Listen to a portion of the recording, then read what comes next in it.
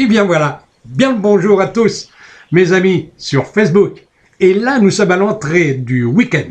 Alors à tous ceux qui partent en week-end, je leur souhaite un très très bon week-end. Là où vous irez. Mais avant de partir, j'aimerais bien que vous écoutiez encore ce message. Il pourra peut-être soulever dans l'esprit de certains une pensée qui va peut-être faire réfléchir au futur. Oui, vous savez, tous, sans aucun doute, que la nuit, nous sortons de notre corps dès l'instant que l'on dort, pour aller dans d'autres planètes ou d'autres galaxies afin de nous recharger, nous ressourcer, afin de rencontrer des gens qui vont nous aider plus tard dans notre vie sur la Terre. Et pour certains autres, eh bien, ils vont, comme on dit, repêcher les âmes souffrantes, là où elles sont dans le purgatoire. C'est ce que j'ai fait cette nuit. Et je suis revenu chez moi, accompagné justement de l'un de ces esprits souffrants. J'aimerais que vous racontiez son histoire, ce qu'il m'a dit lui-même cette nuit. Écoutez bien. J'étais, disait cet esprit, dans le purgatoire, dans la nuit éternelle, mais je l'ai mérité, oui, même bien mérité. Parce que j'étais sur la terre, dans le pays où on peut tout faire, tout entreprendre. L'Amérique, j'étais un dealer, et un grand dealer. J'avais mes vendeurs. Et quand je suis arrivé ici, eh bien, j'ai compris mon erreur. Car devant moi, il y avait Jésus qui était apparu, bien planté sur ses deux jambes, une robe d'un bleu merveilleux, tout comme ses yeux d'ailleurs, où scintillaient des petites étoiles, qui jetaient parfois 1000 feux et qui vous pénétraient dans le corps. Sa chevelure tombait sur ses épaules et de toute sa grandeur, il m'a dit « Regarde où tu en es arrivé, tu as détruit des dizaines et des dizaines et des dizaines d'enfants, de femmes, d'hommes. Tu les as rendus accros à ta poudre que tu leur vendais de plus en plus cher. Pour te faire quoi? De l'argent, pour toi, pour ton bien-être.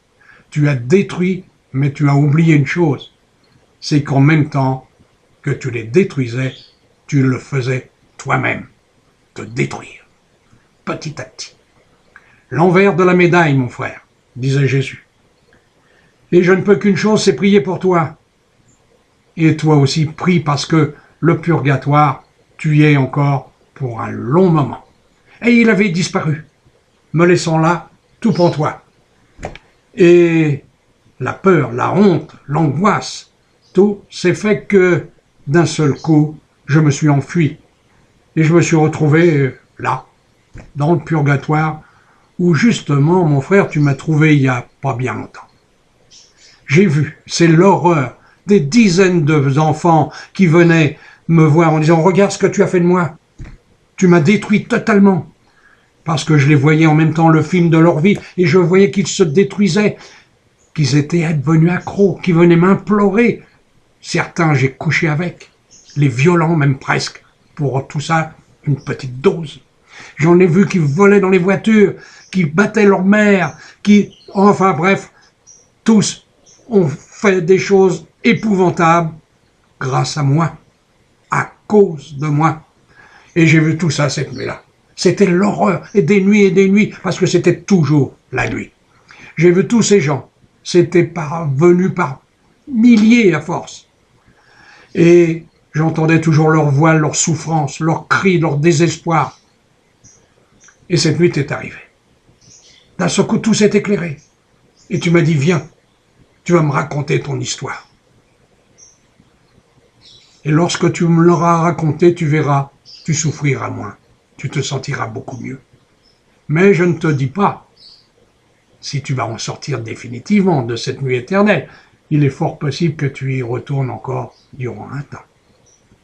Et je l'ai suivi. Mais pour sortir de ce noir où j'étais, entrer dans la lumière soudainement, je ne pouvais pas. Il a fallu qu'il me tienne la main pour pouvoir sortir. J'étais crucifié dans ma chair, souffrant de 1000 douleurs. Alors tu m'as emmené et tu m'as dit, suis-moi, tu vas voir. Je vais t'emmener d'abord chez moi.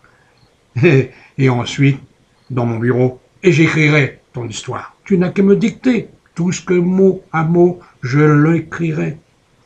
Sans dévier en quoi que ce soit. Et ce fut ainsi. Alors, j'étais au pied de ton lit et tu rentrais dans ton corps. Je t'ai vu d'un seul coup te réveiller. Tu as mis la main sur le réveil, t'as regardé. Tu t'es levé et tu t'es recouché. Et aussitôt, endormi. Alors j'étais là tout bête et à ce moment-là, ton guide m'a dit « T'inquiète pas, il va revenir, parce qu'il va pas dormir. On va se charger de le réveiller. » Et voilà. Alors c'est là qu'on a des torsades aux doigts de pied, des crampes, des choses. Hein. On nous chatouille ici, on nous gratouille là-bas. Et ça n'arrête pas. Alors à la fin, c'est vrai, je me suis levé. Et j'ai dit « Bon, ça va, je viens, j'écris avec vous. » Voilà. Et j'ai été écrire avec ce frère. Une fois dans mon bureau, il m'a lancé son histoire. C'est vrai, tout ce que j'ai dit tout à l'heure, il me l'a dit mot après mot. Et le pire, disait-il, c'est lorsque, d'un seul coup, j'étais dans mon appartement au 37e étage d'une tour de Brooklyn, lorsque j'allais me coucher, lorsque l'interphone a sonné. En même temps d'ailleurs que la pendule qui donnait les 12 coups de minuit. À l'interphone, j'ai vu le visage de l'un de mes vendeurs. Oh, j'aime pas trop quand ils viennent chez moi. C'est vrai, hein, l'entourage, je suis un monsieur ici. Alors, toute cette zone qui arrive vers moi, j'aimais pas trop. Mais je me suis dit, s'il vient, c'est qu'il est à sec. Et moi, de la poudre, j'en ai plein. Alors, j'ai appuyé sur le bouton. Et quand la porte s'est ouverte, j'ai vu deux hommes. Lui, que je connaissais, et l'autre, qui m'était inconnu. Je les ai fait entrer et j'étais, stupéfait, parce que devant moi, le type a sorti un paquet d'argent, des dollars. Et non, j'en veux 1 kilo et peut-être plus la prochaine fois. Prépare-en parce que je vais acheter une grande quantité. Moi, j'étais content. Alors j'ai dit, 2 minutes, asseyez-vous, buvez un whisky, j'arrive. Et j'étais dans ma chambre et sous mon lit, j'ai sorti une grosse valise. Et il y avait 30 kilos de cocaïne dedans. Pure, magnifique. J'en ai pris 1 kilo. Et je suis revenu avec. Et au moment où j'arrivais dans la chambre, sortir de la chambre, pardon, eh bien, c'est là que j'ai vu l'homme devant moi. Il n'avait plus les billets. Il avait un revolver. Et j'ai entendu un claquement sec et une douleur vive dans la tête. Oh. Et je l'ai vu prendre le kilo, aller dans ma chambre, tirer la valise, remettre le kilo dedans et partir avec la valise. J'ai essayé de le retenir, mais je ne pouvais pas. C'est là que je me suis aperçu.